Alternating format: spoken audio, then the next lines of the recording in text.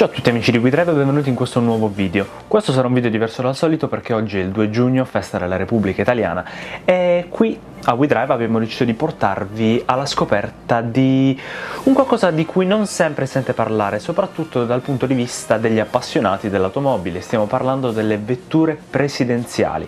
Tutti conosciamo la Cadillac super blindata che pesa non so neanche quante tonnellate, del presidente degli Stati Uniti d'America. Molti hanno visto la regina Elisabetta II d'Inghilterra viaggiare a bordo di Jaguar, Land Rover, Bentley e anche guidare una Range Rover in passato negli anni precedenti. Ma pochi sanno, nonostante si vedano spesso durante le parate e le occasioni ufficiali, che anche il Presidente della Repubblica Italiana ha delle vetture molto speciali. Questo video sarà dedicato proprio a queste vetture in questa giornata molto speciale per noi.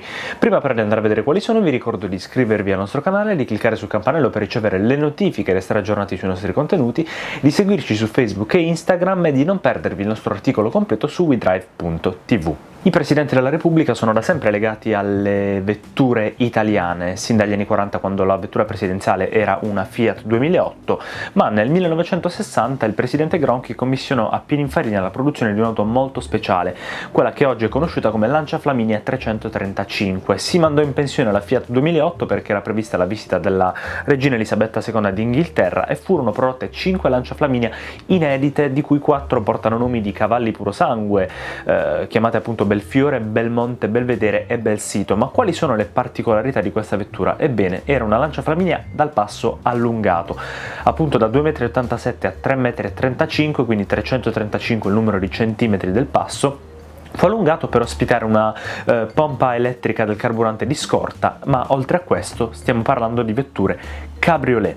3 delle 4 Lancia Flaminia che sono rimaste in Italia, perché la quinta è stata donata proprio alla regina Elisabetta, hanno una carrozzeria completamente cabriolet. La quarta invece ha la parte dedicata al guidatore con un tetto non removibile e le caratteristiche riguardano gli alzavetri elettrici, un separé in vetro che viene abbassato e alzato per dividere la zona guida dalla parte posteriore, e c'è un autoradio specifica per quanto riguarda i sedili posteriori. Queste vetture vengono ancora oggi utilizzate in diverse occasioni, sono state utilizzate nel corso degli anni dal presidente Gronchi, da Segni, da Saragat, da Scalfaro e da Ciampi. Una di queste vetture oggi viene conservata al Museo dell'Auto di Torino, che tra l'altro noi abbiamo visitato. Vi ricordo di andare a dare uno sguardo a quei video qui in alto nelle schede fatti da Bart. E oggi viene ancora utilizzata una Lancia Flaminia 335 per quanto riguarda l'insediamento del presidente, di ogni nuovo presidente della Repubblica Italiana, ma anche in occasione del 2 giugno per la parata militare. È stata sempre usata questa vettura durante la parata, tranne una volta qualche anno fa, quando, se non sbaglio, col presidente Napolitano pioveva quel giorno e quindi non si poteva usare questa vettura cabriolet. Venne utilizzata una Lancia Tema, chiaramente dell'era di FCA, quindi una Lancia su base Chrysler. Non è però solo la Flaminia la Lancia a cui i presidenti della Repubblica Italiana sono affezionati, perché nel corso degli anni il presidente Scalfaro è stato visto più volte utilizzare una Lancia Tema, quella originale degli anni 80, e attualmente nella, se vogliamo, scuderia del Quirinale delle vetture del presidente della Repubblica ci sono ben 2 Lancia Thesis blindate. Hanno sistemi molto avveniristici di protezione del presidente, quali la visione notturna, dei vetri antiproiettili a 5 strati, delle sacche di sangue dello stesso gruppo sanguigno del presidente stesso, un telefono satellitare e un sistema antincendio. Tra l'altro una delle 2 Lancia Thesis ha una carrozzeria allungata a limousine.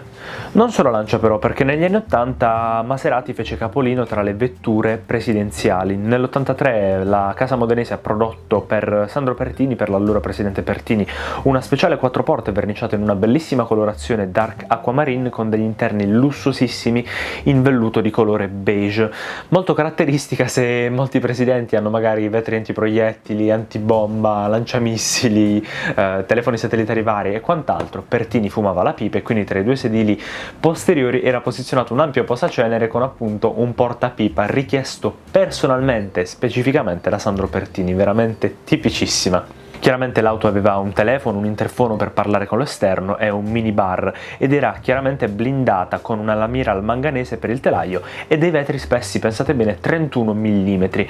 Un aneddoto memorabile è quello della visita nell'83 di Sandro Pertini allo stabilimento Ferrari a Maranello, dove invece di essere ricevuto da Enzo Ferrari, il patrono di Ferrari rimase fermo sulla sua posizione perché si rifiutò di avvicinarsi e di andare incontro ad un'auto di un brand rivale, e fu il presidente Pertini a doversi quindi avvicinare, se Maometto non va alla montagna, la montagna va da Maometto, allo stesso Enzo Ferrari, camminando per una decina di metri. L'esperienza però delle vetture presidenziali con il tridente non si limitano alla quattro porte degli anni 80, anche l'attuale presidente Mattarella è accompagnato da una moderna quattro porte, nonostante quella degli anni 80 sia ancora conservata al Quirinale, e sebbene il presidente non sia esattamente un vecchietto, ma allo stesso tempo non è più giovanissimo, la vettura è comunque molto pesante, quindi tra le caratteristiche estetiche che vi dirò a breve, la vettura è dotata di una funzione che si chiama auto close, ossia le portiere, che sono blindate, sono molto pesanti, hanno una chiusura motorizzata per appunto dare un aiuto